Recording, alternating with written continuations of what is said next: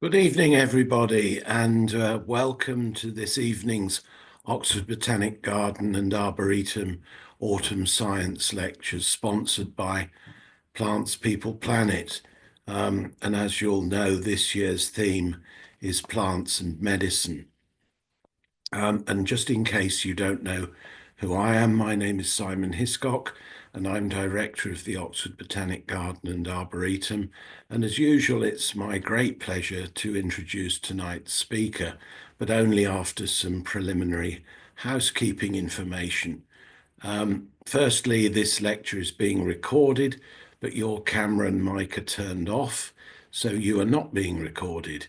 If you would like to ask the speaker a question, do so at any time using the Q&A function. And then I'll collate all the questions and put them to the speaker at the end of the talk. If you need to contact us about anything of a more technical nature, then please use the chat function and one of the team will get back to you. The recording will be available to all attendees, everyone who's signed up after the event, and we'll be sharing details of how you can access this via the emails that you registered with. So now it's my great pleasure to welcome this evening's speaker, Professor John Geddes, who is the W.A. Handley Professor of Psychiatry here at Oxford and Director of the NIHR, Oxford Health Biomedical Research Centre. John is well known to all of us at Oxford Botanic Garden and Arboretum as chair of our Board of Visitors and also as a trustee and acting chairman of the Friends. John has also brought the Botanic Garden and Arboretum into the research of the Biomedical Research Centre, exploring the benefits of green spaces for people's mental health and well-being. John's research essentially focuses on the development and evaluation of treatments for people with bipolar and other mental health disorders. Bipolar disorder is a common disorder, but has been under-researched compared to other similar disorders. So there is a real need for innovative approaches to helping people with this debilitating disorder. John's research has generated high-quality evidence to guide clinical practice in these areas and has been influential in international clinical best practice guidelines. John's achievements have been recognised with many awards, including the Royal College of Psychiatrists Academic Psychiatrist of the Year in 2010, an honorary doctorate from Aristotle University of Thessalonica in 2018, and in 2021, a Turing Fellowship by the Alan Turing Institute. As well as being a very distinguished research psychiatrist, John is also a brilliant wildlife photographer and a keen naturalist. His talk this evening brings together this love of the natural world and his research on interventions to benefit mental health. So over to you, John. Looking forward to hearing from you. Thanks very much, Simon. Thank you for joining us this evening. Thanks very much. Thanks for the introduction. And it's great to see everyone here tonight. I'm going to get on and share my screen. But just before I do, as Simon says, my background is as a clinical academic psychiatrist, and therefore the driving theme behind what I'm going to be talking about tonight is how we can derive benefits from green space, from gardens, for the benefit of human health and well-being, and where we're on with that. So I'm going to share my screen. I think this hopefully will work. Yeah, that's all good, John. Thank you very much. Okay, so that's title, really just what I've said. I'm going to be looking at a bit of an introduction about where we are with mental health globally, and also the current status of research, and then look a bit about how research on the potential benefits of green space fits in for that, and looking at the potential for prevention and therapy from the natural world, particularly from plants and green space. So, as I say, I'll start off by looking at the overall impact of mental health has on humanity in the world. And then, before going into green space, I'm going to just talk a little bit about the importance of non-clinical approaches to what are quite important disorders, which for a long time were neglected. So Simon mentioned bipolar disorder, but actually you can generalize to nearly all those problems that humans suffer from that affect their feelings, their emotions, their behavior, that lead to causing them problems, pain, difficulty in functioning relationships, and can be incredibly disabling. And for a long time, not only was there not very much research in this area, but also we didn't really recognize just what an important cause of disability this was for humanity. And it was really only in the last 25 years, following a study called the Global Burden of Disease in particular, that it was recognized at a global level just how important this was in terms of causing, as I say, pain and suffering, and also loss of function for humans. And this is a couple of charts here where you can see that actually, in terms of the causes globally of disability adjusted life years, so that's a measure of how much disability these categories of illness cause across humans. Mental illness is right at the top. And one of the reasons for that is that it often starts when people are very young, although it does have a mortality, both through suicide, but also through an increased risk of physical health problems, and that's being increasingly recognized. It often, people suffer from it from really many years, decades, and so it has a huge impact on people, and they accrue enormous amounts of disability during that time. So the impact of that, but particularly because it has an effect on young people and through the most productive years of people's lives, then it also costs a huge amount. So in terms of the cost to human society, it costs more than cancer, diabetes, and chronic respiratory diseases combined. And this was recognized in the last 10 to 20 years, but actually it's been even more recognized since the COVID-19 pandemic, because that really had a very significant effect on the mental health of particularly certain groups of people. Differed. Some people did okay during the pandemic, but a lot of people suffered both from direct effects of that illness in terms of long COVID, but also in terms of the societal response to the pandemic, things like lockdown, the effect on people's ability to work, family stresses, etc. So that's thrust it forward again. And actually, since the pandemic, one of the biggest problems facing particularly the UK, and not all countries have suffered quite the same way in this, but the UK has been particularly badly suffered, is such a huge impact. So chronic mental illness has now had a massive impact on the productivity of the country, and is one of the main causes that our economic growth is stifled. So there's lots of reasons to want to do something about this. Not just because of the impact on individuals, but also because of the impact on everyone, the whole of society. So mental illness obviously is important, and in that there are a number of specific disorders, whether it be schizophrenia or mood disorders, and there are a couple of disorders, and psychiatry over the last 100 years has tried to come up with ways of defining specific disorders, which are convention because we don't have any biomarkers or real understanding of the biology of the disease that allows us to make really clear diagnoses. And for that reason, we have to base it on the symptoms that people suffer from, the duration of the disorder, the impact it has on occupational functioning or social functioning, for example, and really the degree of impairment that it causes. And that gives a certain amount of reliability.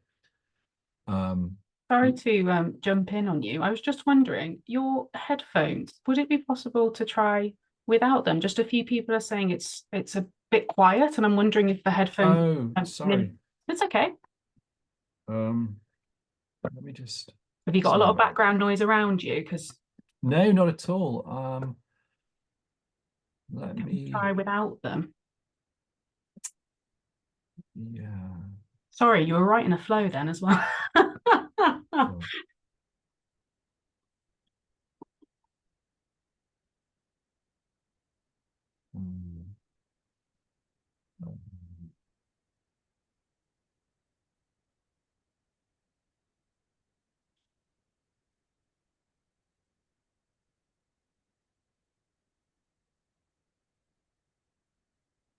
I don't know if that's any better. I've turned the sound up, and I can certainly talk louder. Is that any better?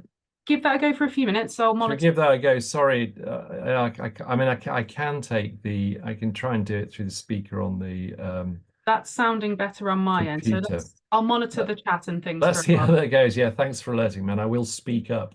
Thanks, John. Cheers. Okay, thanks very much.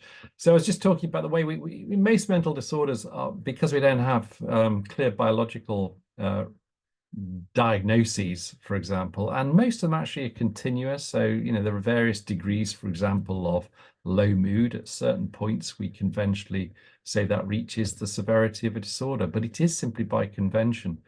And obviously, one of the things we have to do from the point of view of research is to do more research so that we can delineate the specific disorders better. But in the meantime, it's become quite important as a way of making sure that we know what we're talking about and different severities of the disorder to have these diagnostic criteria. And that will come back as being quite an important finding when we look at some of the applied approaches to trying to improve mental disorders through exposure to natural environments. Because it's one of the difficulties that I think has been a bit of a problem for the field. So I'll be talking mainly about depressive disorder, which is a pervasive lowness of mood, which impacts functioning.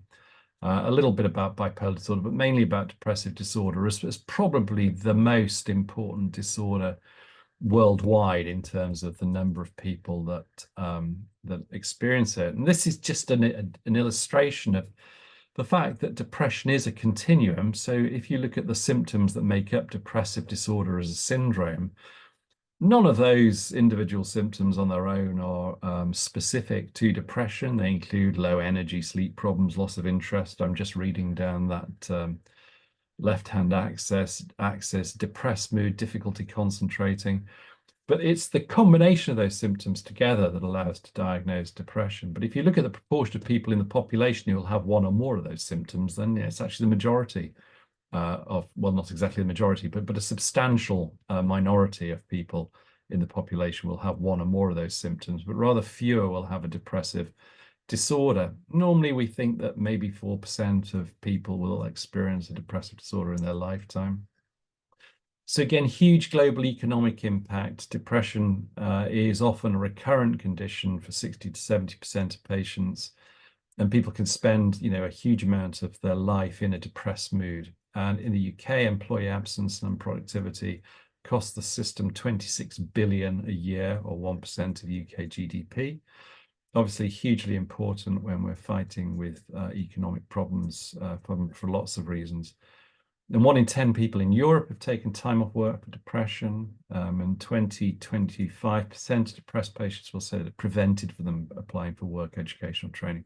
So again, when you think about this applying, affecting a younger age group during the most potentially productive years of their lives, you can see why it has such a massive impact. And this is the global distribution of depression. So it is by no means restricted to one country or the other. There do seem to be some variations in the prevalence of the disorder, but they all vary around this sort of figure of 4%. In some countries, it's much higher than that. And as you can see, they're not restricted to either developed or developing countries. They're a feature and an increasing problem in the global south, for example. So these really are global disorders and having huge impact on humans wherever they are on the planet. This is the age of onset of most mental disorders. You can see here, this is the age of onset along the bottom axis and the proportion of patients who will suffer at any particular time. And so schizophrenia, you can see by far the commonest age is sort of in the further up to about the age of 20 years, peaking around 20. But most of the disorders will have an increased incidence early on, and then people suffer from them to varying degrees. But it's not all gloomy. I mean, one of the things that has been spurred by the recognition of the prevalence and impact of mental disorders such as depressive disorder is that there has now been a much greater prioritization of research funding and a recognition that we need to do something about this. We need better treatments, because quite often, although we do have effective treatments, there have been very few breakthroughs in the last decades, for example. But there are signs that this is beginning to change. Not surprisingly, once we sort of start targeting these specific disorders, then we do find advances, and we're beginning to get a handle on some of particularly the brain processes that lead to some of these mental disorders. But it's slow, and the brain is by far the most complex organ in the human body, and it's very difficult to come up with treatment targets, for example, for drug development. So drug development in general has been pretty slow in psychiatric disorders or mental disorders. There's possibly been 1 or 2 new drugs for depression in the last 50 years. It's as bad as that. And that's led to a lot of drug companies leaving the field because it's just too challenging for them to get an effective or a profitable return on investment. And some people have said that suggests a failure of the market to deal with this. We often rely on drug industry and companies to identify innovation and bring them to market. We're trying a number of strategies to try and do something about that. I'm not going to be talking about those tonight, although if people are interested, I'm happy to answer questions about what we're trying to do in the UK about that. Our approach in Oxford, because it's as people probably aware, it's a good university, and indeed in terms of neuroscience and mental health, it's really up there internationally as one of the most research powerful universities. And with our partners, particularly in Oxford, whether it's Oxford Brookes or the NHS, we've developed quite an effective partnership for bringing together both basic science advance and then translating it into understanding of the clinical problems that we're facing for mood disorders. But one of the really hugely important things about Oxford is that it isn't a specialist university. So, and I've put here, you can see on the sort of top left-hand corner, that as well as the sort of groups that you might expect we'd be involved in, whether it's the Wellcome Centre for Human Genetics or Oxford Neuroscience or Drug Discovery Institute, we've got these burgeoning partnerships now with the Ashmolean, with the Bodleian, with Oxford Botanic Gardens, and I could extend that to various departments in the humanities division as well. So we have that broad base. That's probably quite important for disorders that are so complex and sort of have an effect on the very nature and experience of being human. I think there's an awful lot that we can't just capture from too much of a focus simply on biology. Of course, that complexity makes things really hard to get breakthroughs in, but we don't get breakthroughs by ignoring those really important components of it. So most of our research these days will involve collaborators from all the divisions of Oxford University, whether it be social sciences or the hard physical sciences or humanities. And as I put here, also those constituent members of GLAM, the gardens, libraries, and museums, of which the Botanic Gardens is obviously an important part. And then we have a lot of international partners too. And the idea here is to make the discoveries in whatever area that they emerge from the university, and then do the hard work really of trying to work out how that might be effective for improving human health, for prevention or for treatment. And this has become the core model of how we work. And I'll come back to a little bit about the structure and what we've been able to do with that in a little while. But if we look at mood disorder more generally then, and I'm now talking about, for example, depressive disorder that will meet criteria for clinically significant disorder through diagnostic criteria, then we now have a certain proportion of mood disorder which will respond to widely available treatments. But then there's also a lot of mood disorder that does not respond, unfortunately, to widely available treatments. And probably that proportion of non-response of people who don't get help through existing therapies is of the order to 50 to 60%. So it's quite a substantial proportion. The kinds of therapies we've got are, and we're particularly strong in having developed a lot of these therapies in Oxford, are psychological therapies. That's talking therapies, for example, cognitive behavior therapy. And colleagues here, particularly David Clark, led the large-scale implementation of forms of psychological therapy through the NHS talking therapies. And that's actually one of the areas in which the NHS really does lead the world in making these therapies more available. So first line psychological therapies, but again, a proportion of patients will respond to those, but a number won't. We then have a large number of standard antidepressant drugs, which were first introduced in the 1950s, and we had a number of other innovations through the 1980s, 1990s, but really rather little breakthroughs in the last few years. But nonetheless, we've got this, over 20 existing licensed drug therapies. Again, they work for some people, they don't work for everyone. This is a large analysis we did a few years ago, which compared them all together. Looks like they vary a little bit.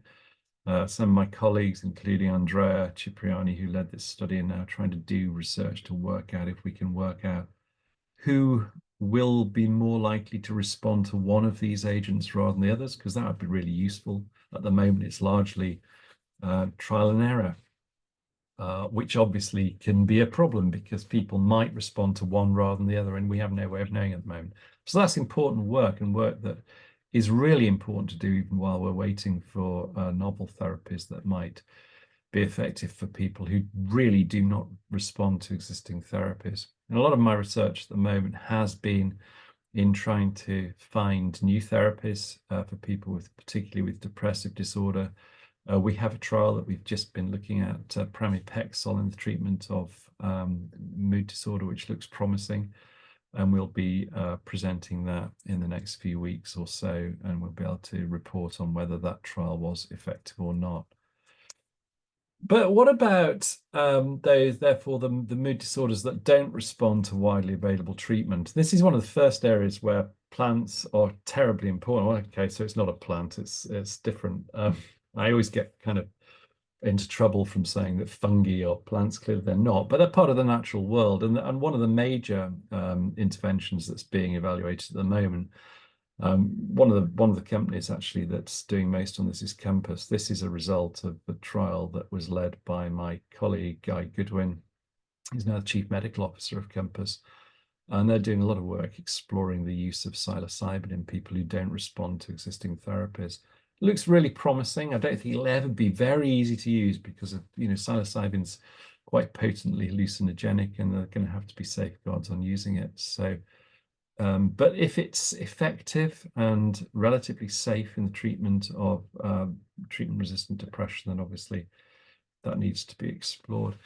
Now, I think it's really important, as well as considering those disorders or the level of disorders that do meet criteria for clinically significant disorder, that we also need to consider disorders that don't meet thresholds for clinical interventions for two reasons. One is because they will probably have an impact on an individual's functioning, even if it's not as severe as those more severe disorders, and therefore will have an impact on the overall, for example, economic cost. It will be leading to people not being as productive at work. There's this thing called presenteeism, where people will still go to work, for example, but won't actually be working as effectively because they're low in mood.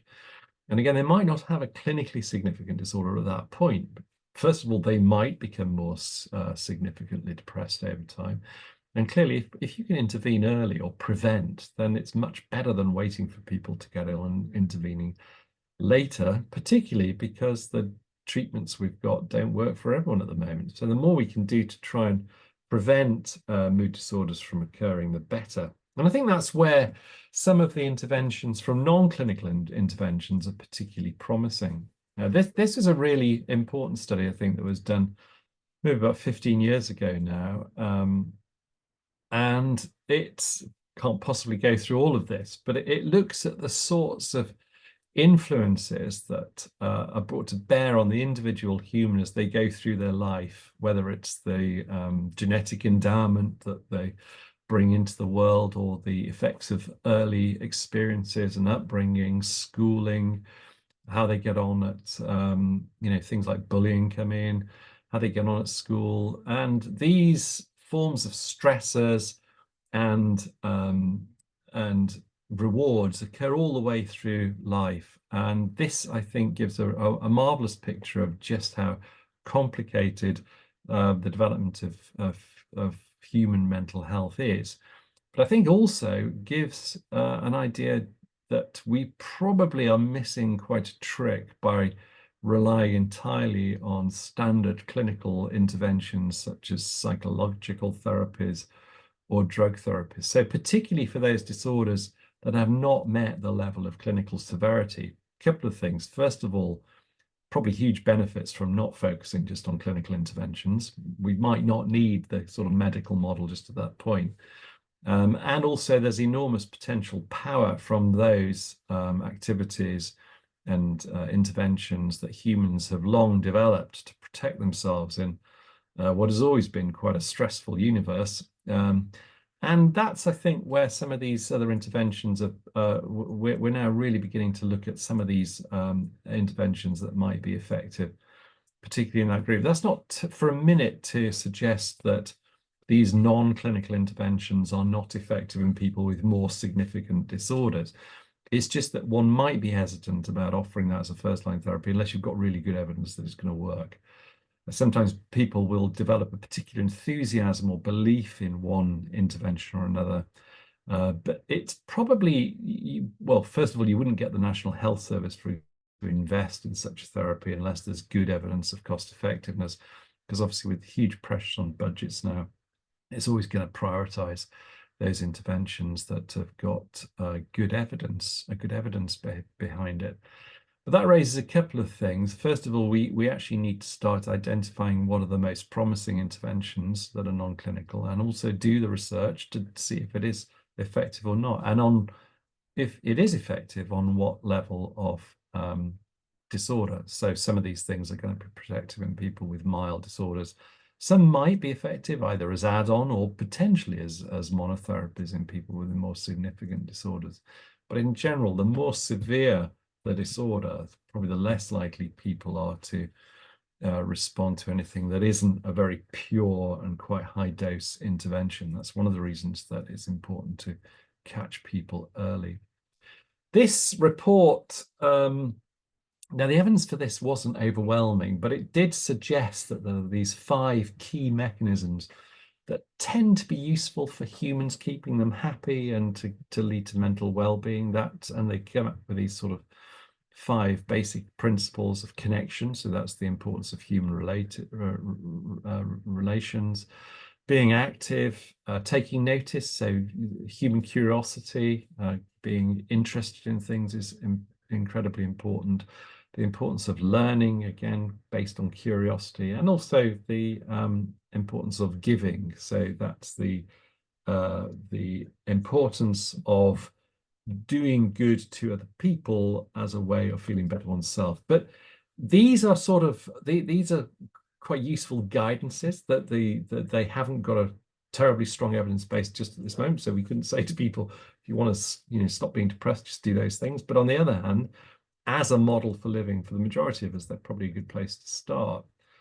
So over the last 10 years in particular, there's been an upturn in the number of, in the amount of research that's done into non-clinical interventions.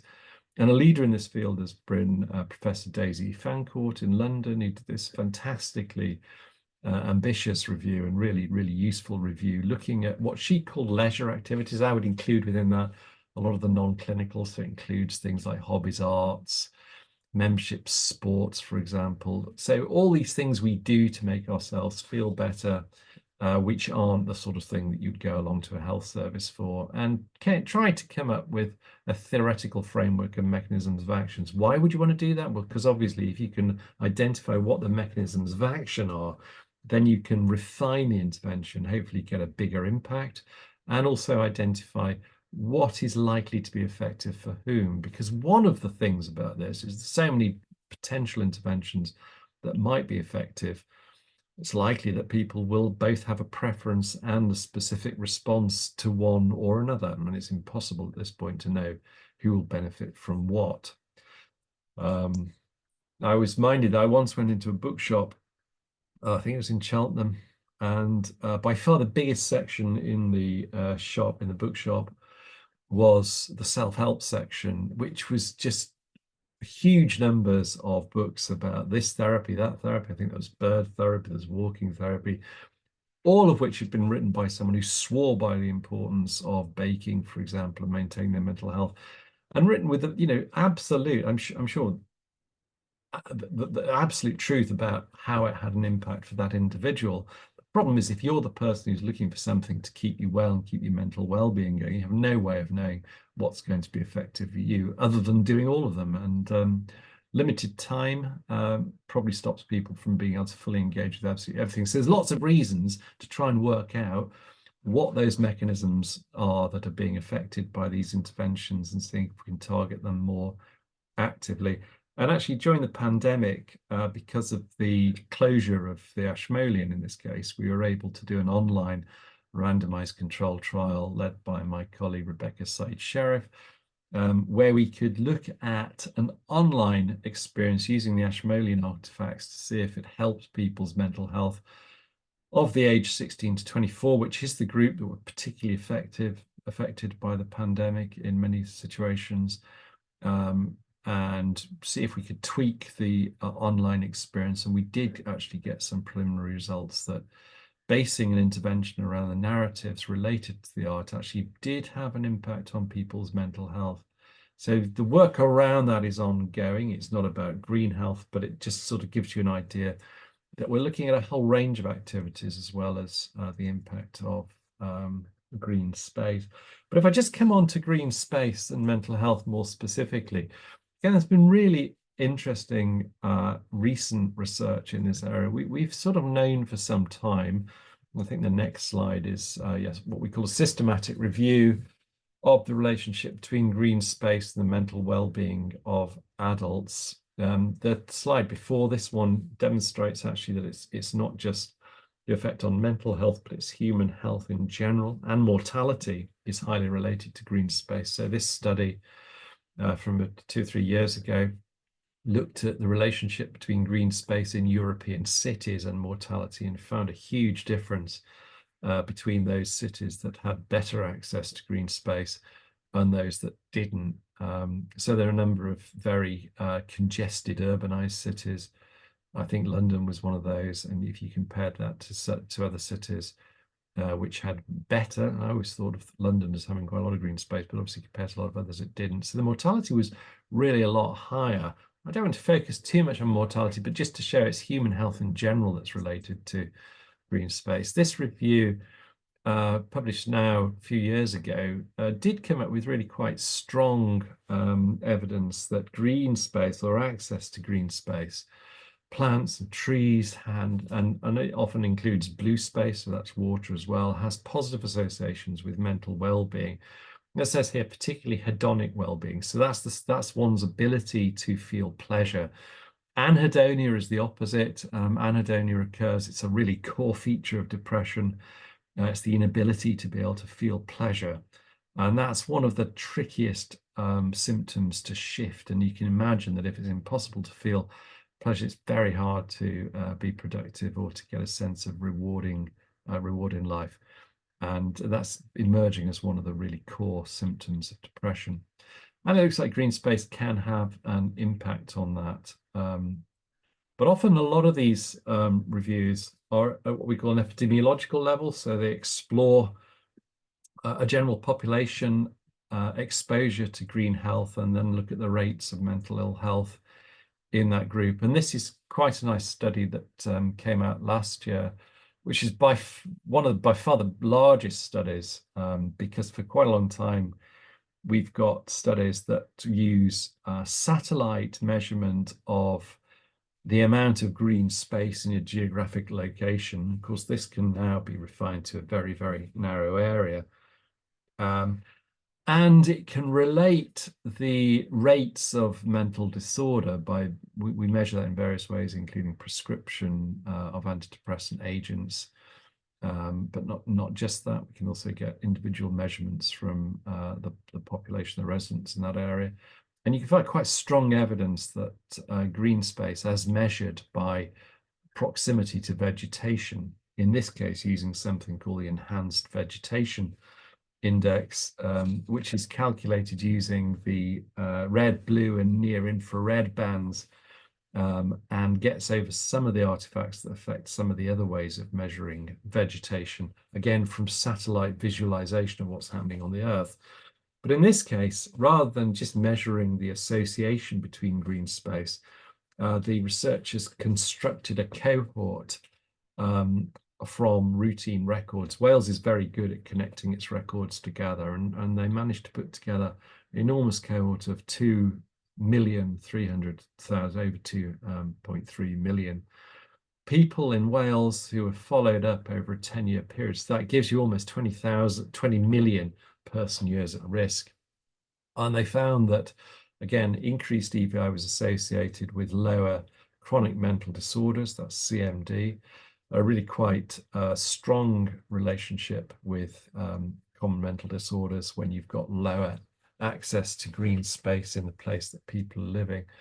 And also this is shown to be important over time. So people are more likely to develop mental disorders, and you can follow them across time. That's a much more powerful design than the cross-sectional approach that's often been used.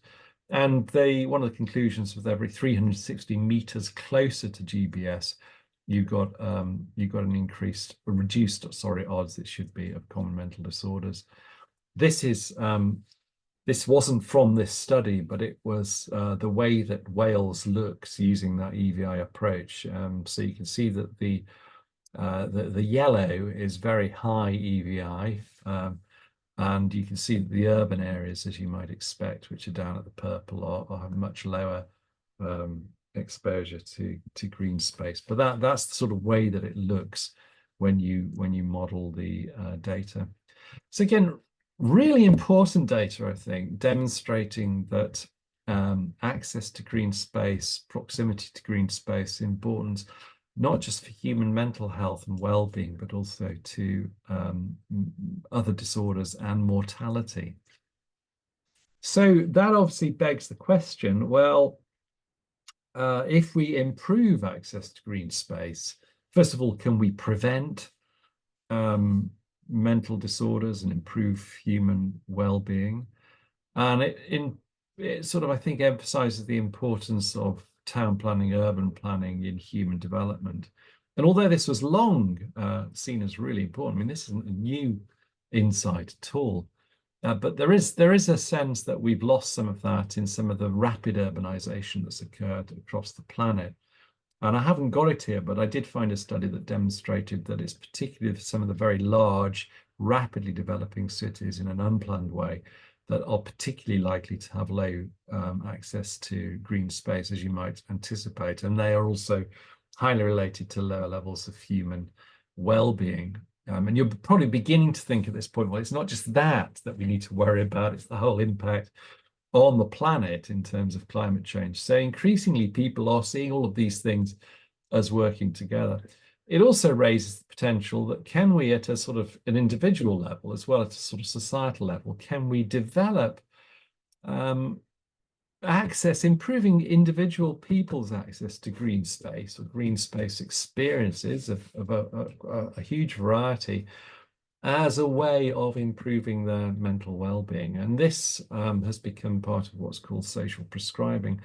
And that term really came out of the idea that if you went along to your GP because you had a disorder, then rather than being prescribed a medical intervention, or in the case of mental health, a psychological intervention, then you would be given access to, or given a someone to help you identify a non-clinical, more social intervention. And one of the earliest examples of this was actually a general practitioner's practice down in the Chilterns, which used to prescribe walks and various other things. A lot of GPs have been doing this for a long time. But you can see why, once we see just how widespread and impactful mental health problems in general, the real struggle that we have in terms of delivering standard interventions such as drugs and psychological therapies, even if we thought that everyone should be getting those interventions, particularly with people with milder illness. You can see the attraction of using other assets, should we call them, or green assets, as being potentially useful for prevention, but also for either adding to the treatment and management and helping people with particularly mental disorders, but not only. This has also been used for a variety of longer-term chronic physical disorders. So social prescribing has really taken off, and actually the NHS funded link workers and a lot of general practitioners' practices. And it's not without its problems. This is with, although it's hugely exciting, I think, and as an idea, has obvious merit. We want this to succeed. The sort of rapid rush to do it is probably is already identified a few problems. And actually, there's a very good website now from the National Academy of Social Prescribing, and also a huge piece of research that was funded cross government, I think about £6 million, which looked at the sort of activities that were being included within social prescribing. This is a definition of what they are talking about. So means of trusted individuals in clinical and community settings to identify that a person has non-medical health-related social needs and subsequently connect them to non-clinical supports and services within the community by co-producing a social prescription, which is a non-medical prescription to improve health and well-being and strengthen community connections. But there's a couple of things within that definition that I think are interesting. One is that the first part of that says, look, this is really all about targeting non-medical health-related social needs, but actually, as you read further, it's about also improving health and well-being. So it does have a clinical focus too. And I think one of the things that certainly the National Academy has identified more recently is the importance of being, as well as getting better research, actually, the importance of being rather clearer and also not expecting some of these activities to do too much. First of all, without evaluating it, but also secondly, without providing funding. Because if there's one thing that's going to happen, if you get all of these community groups to be expected to provide care that, this is one way of looking at it, the NHS can't afford or won't, then they're going to fall over pretty quickly because no one will continue doing these things without funding. And that, to my mind, is one of the really important things that we've learned from this.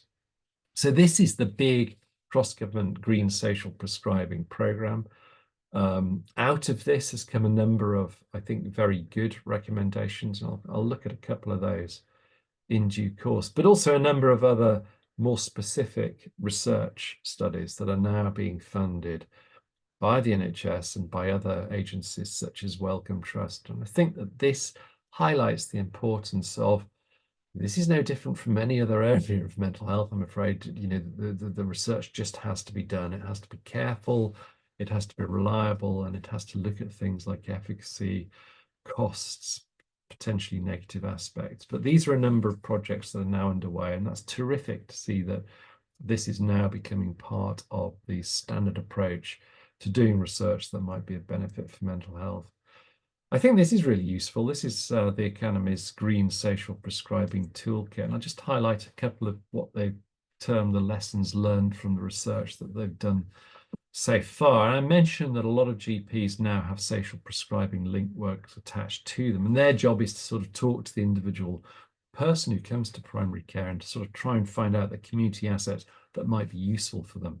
One of the things they've identified is that you do need a definition of mental health and levels. So it's absolutely no point having a mismatch between what a little community asset or a wildlife trust can provide and the level of clinical need, and often quite difficult behavior, for example, and needs that an individual will have going to them. That's not going to end well in many cases.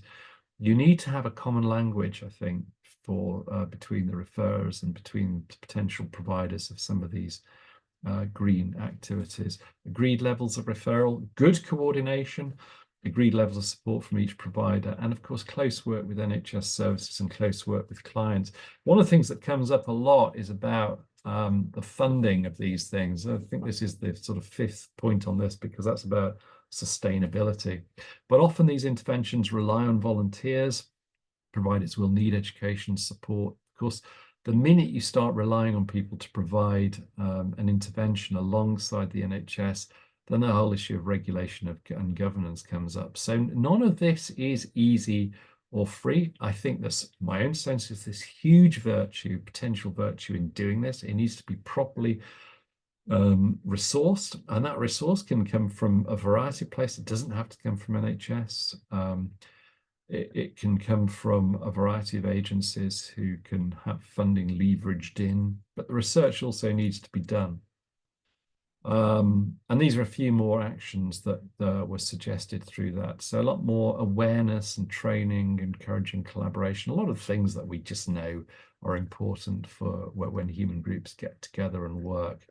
And the importance, I think, of looking after particularly the volunteers who are giving their time to help in some of these green aspects. Quite often, I think people get carried away by enthusiasm. That'll take you so far, but it's very easy for these quite often small outfits to get burnt out.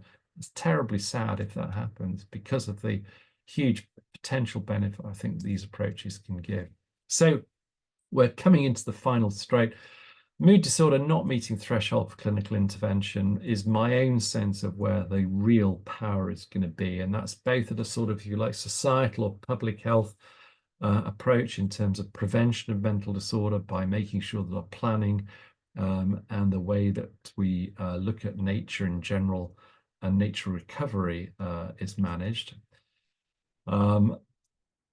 In Oxford, we're fortunate enough to have the Leaf Hume Centre for Nature Recovery, led by Edvinda Marley, and I'm delighted to say that mental health is a really important part of this. So if you look at what the goals of the Lever Hume Centre are, to understand the societal, biophysical, policy and systemic factors that enable or challenge nature recovery. And human mental health and well-being is seen as part of natural recovery. So the Leaf Hume Centre is about doing things that will bring back nature, bring back diversity, improve human health, and reduce huge challenges, for example, like climate change. It's the kind of thing that we obviously need. And this is an example of one of the mental health programs within the Lever Hume Centre, in this case led by my colleague Eleanor Singh.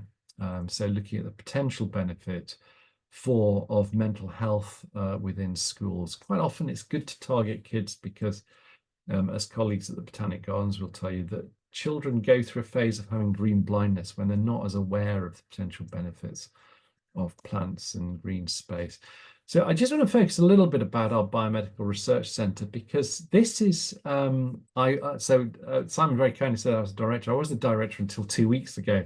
So I was the founding director, and now I've handed over to my wonderful colleague, Professor Rachel Upthegrave, who is leading this.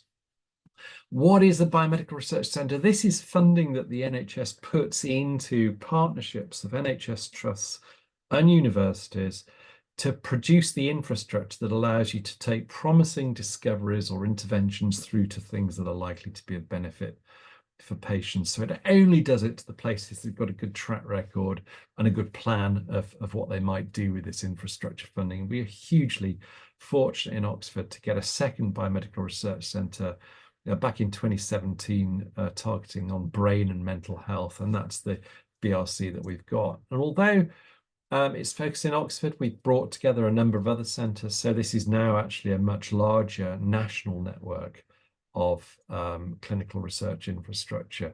which allows us to work with hugely more populous and diverse areas such as Birmingham, Liverpool, Sheffield, for example, and to do really powerful research.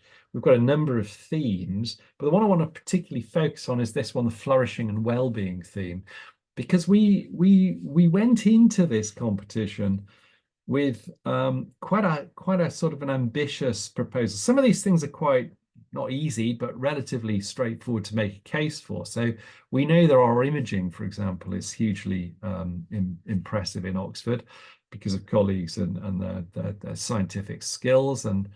But with flourishing well-being, we wanted to make the case that although there's a huge amount of interest in green space and other non-clinical interventions, the basic science base, some of the things I was talking about before, so understanding about mechanisms, are areas that we're enormously uncertain. And really, to make big advances in that, we need to do that hard basic work of exploring what are the shared common mechanisms that improve health and well-being across these multiple different interventions. So quite not exactly high risk, but we were delighted to get that theme funded, and it's now led by my colleague Ilana Singh. I'll just pass on to this slide about that, and that includes collaboration with all the GLAM bodies. It's linked into the Leverhulme Centre that I was talking before. And then the sort of overall ambition really is to use the gardens, libraries, arts and museums in Oxford as living laboratories to see if we can understand the mechanisms and get even more effective interventions based on things like green space. Just a couple of examples of the sort of thing that Ilan's doing at the moment.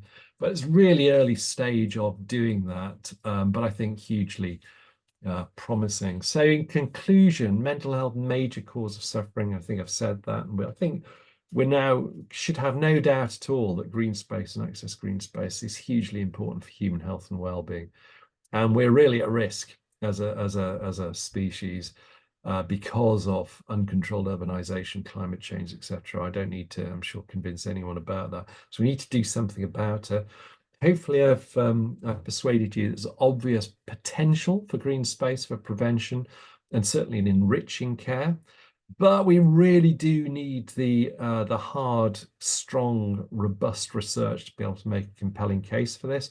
We're beginning to put things in place. The green shoots are there, and Oxford's a good place, I think, now to contribute to this research endeavour. And thank you very much. I'll finish there.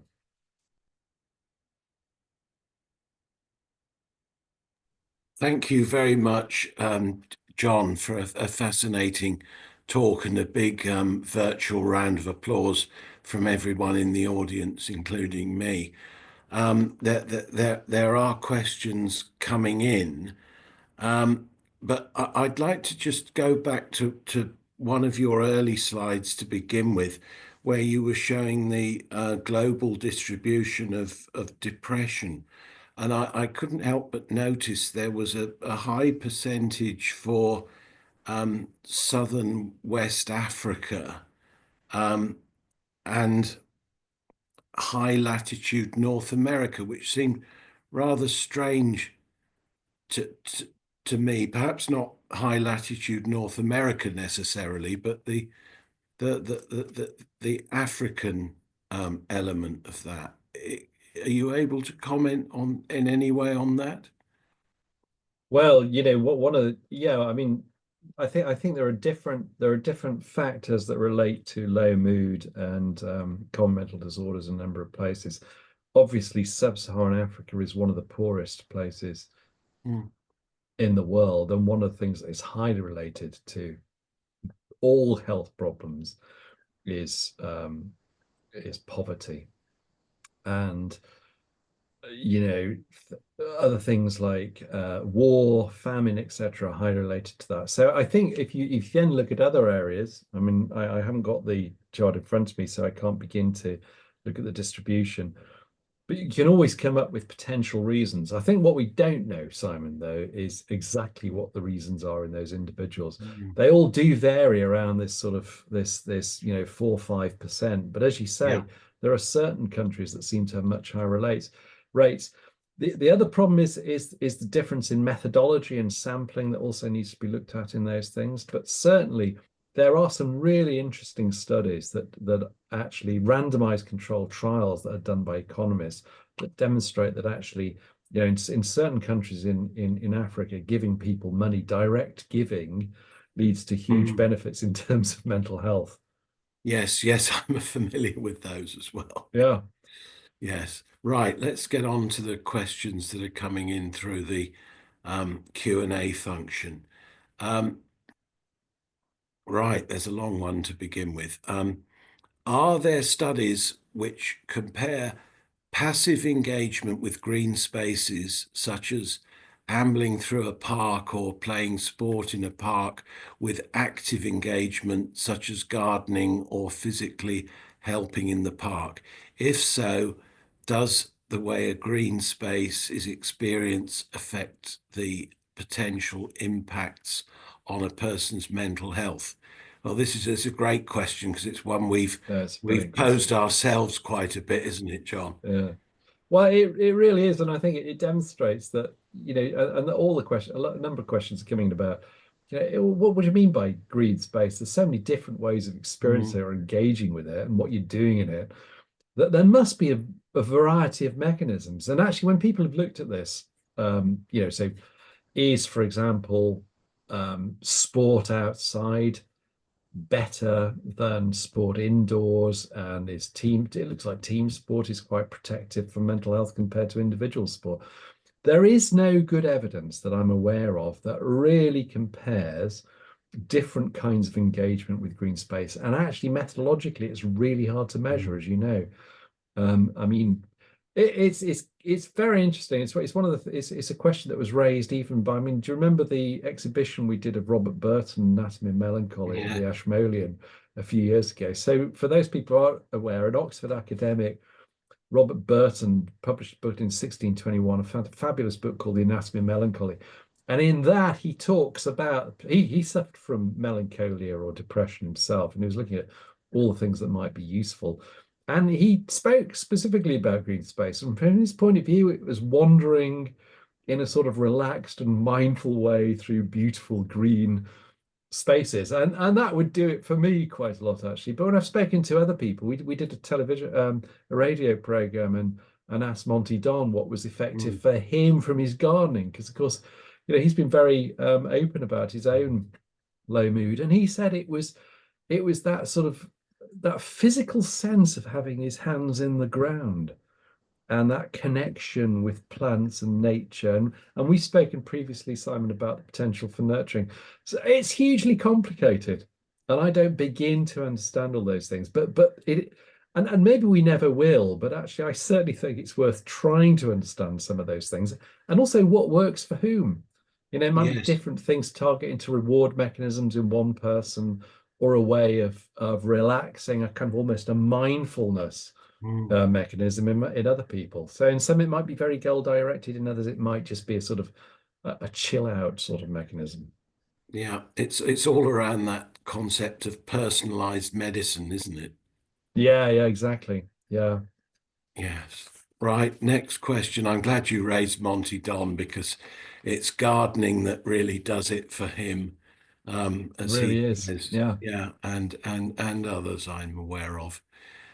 So, next question. Are all green spaces effective?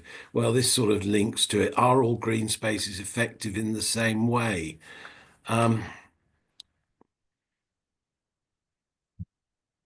Well, again, I know of, I mean, trying to get good comparative evidence on that is really hard. So effective. So I think we know that different green spaces have a different deleterious effect on human health. But what we don't know is how green space stacks up as an intervention when you're trying to reverse damage that's happened to the individual. And there we really don't have robust evidence. And that's the gap that I've been talking about, really.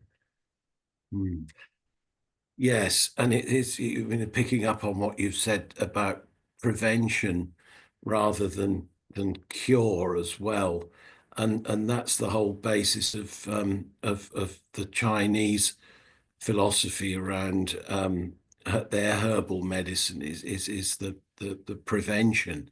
So are there things that we can learn from how the Chinese do it with their herbal medicine first?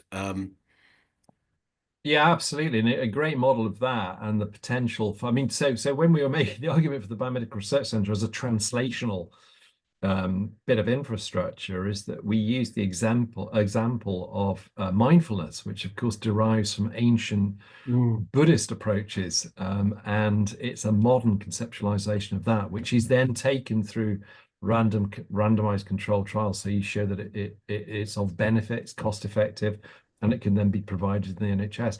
That's the kind of standard of evidence you want. But quite often, the insights aren't new, and we've got to keep a really open mind that those things that humanity has identified over the last thousands of years may have real major benefit, which is also why we shouldn't be focused on sort of specific pharmaceuticals or, manufactured psychological therapies. There's a lot to be gained from. And I think that's one of the things we try to pull out of that, again, going back to the Burton exhibition, the fact that actually a lot of this sort of pondering over what might be effective for people with melancholia or depression, which has been around for thousands of years, probably since, the birth of humankind, we should keep a really open mind and then prioritize where we put our research funding. But this is an area that's been neglected in terms of strong, really robust research, and it's not straightforward. But we do now have models of how you evaluate quite complex interventions. So I'm optimistic about that. That's good to hear. Yeah. Next question.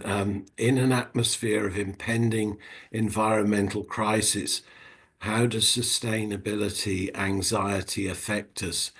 Getting out into the green spaces might heighten worry as well? Question mark.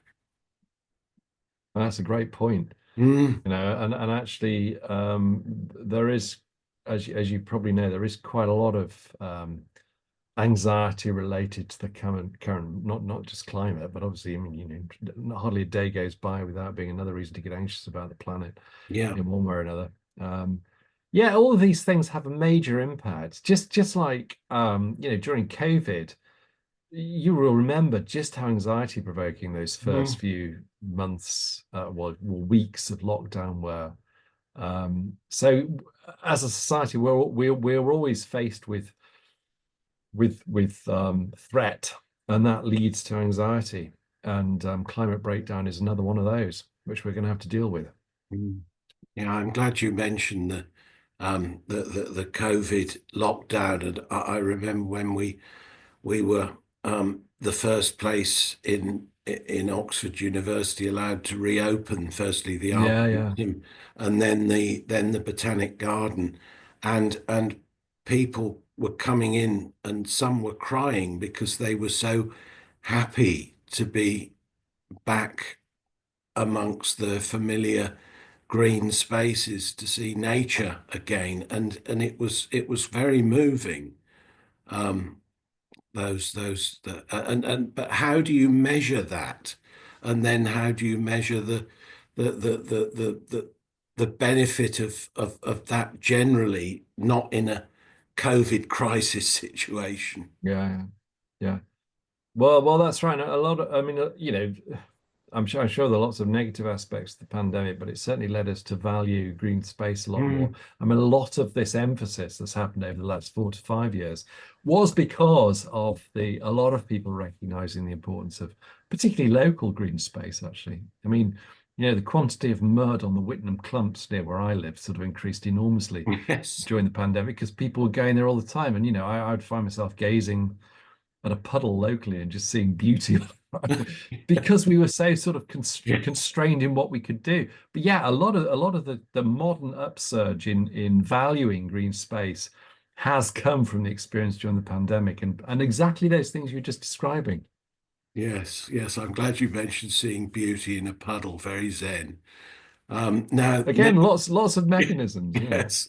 Now, this will appeal to you, this question, because it relates to work you've done in the past. What is your view of St. John's work for depression?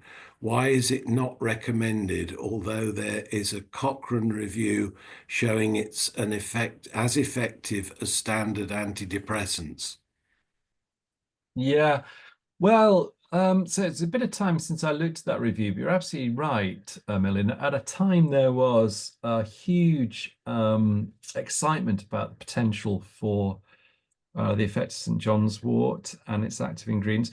When you look at the studies in that review, and I'm not going to make a judgment on this, but rightly or wrongly, there was a degree of heterogeneity in the kind of preparations that were used, in the methodology was used, that led people to lose confidence in that as a particular intervention. And there was also, I can't remember off the top of my head what it was, but there was some signal for a potential either interaction or harmful effect. So again, it came down to the fact that you had a drug that it was, or a herb that was essentially being proposed as a pharmacological intervention, but had not been through the standard approaches to regulation and monitoring. And there were therefore concerns about safety and efficacy. So a lot of it was about the heterogeneity and the potential safety signal in those studies. And then I think there was the fact that one or two studies where it was most closely controlled with an active comparator, there wasn't as much of a signal. But I have to go back and look at it. But that's part of the reason, or some of the reasons I think that people lost confidence in it. Hmm. Okay, thanks, John. Next one, first of all, starts with thank you for a great talk. I'd like to ask if there's been discoveries of direct biological basis for the correlation between mental health and green spaces. And this next point about volatile molecules from plants or other biological factors links in with the work that Kathy Willis is doing Yeah, with you as well. So go ahead. yeah.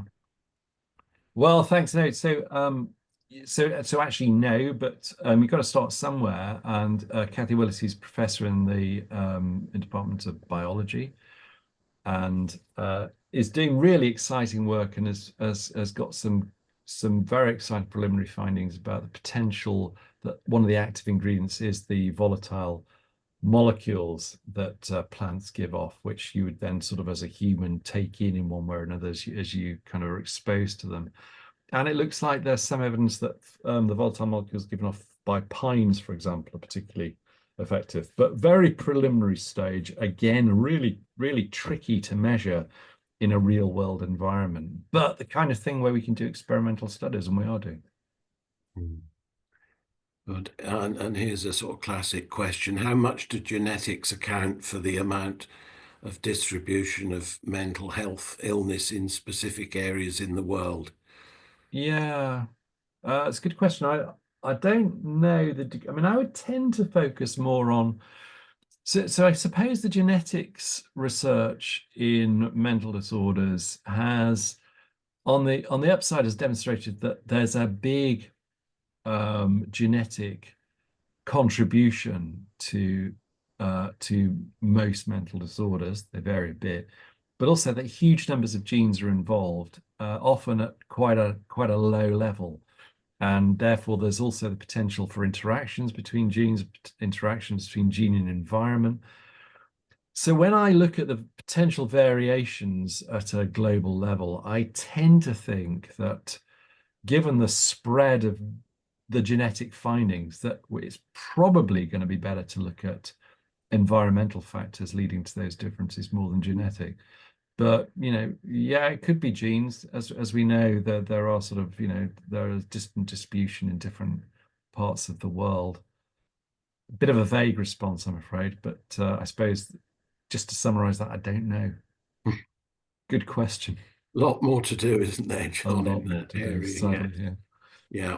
And here's one that's very current at the moment Yeah. in the political world.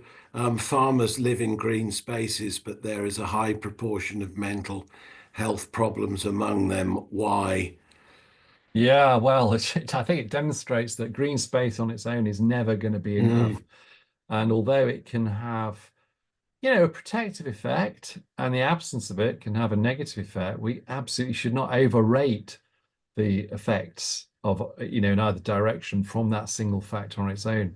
We're complex organisms, and obviously farmers, as we know, have got huge kind of Yeah. stressors, and they haven't just started recently. They've been going back decades, and but obviously there are particular issues at the moment, and have a really tough time as well. And that's both economic. It's about the degree of socialization they often have, and you know, in terms of things like suicidal activity, I think they have quite a high rate as well. And it's also the relationship to the means of self-harm. So again, you know, we always focus on these things. People become enthusiastic about one aspect or another, but the reality is, for the majority of people, that we live in a very rich soup of environmental and genetic interactions. And one thing on its own might be effective. One of the reasons that drugs do work for a number of people is you can purify the agent you're putting in. You still have to take it, you know, orally. It has to go through the whole metabolic system of the human and get to the right bit of the brain. And even then, it's hard to get a specific effect. But the rest of the time, we've got these kind of largely uncontrolled exposures. It makes it very complicated to evaluate. You know, there is quite a lot of excitement about our ability to measure human biology remotely by wearable devices, and we're doing a little bit of work on that.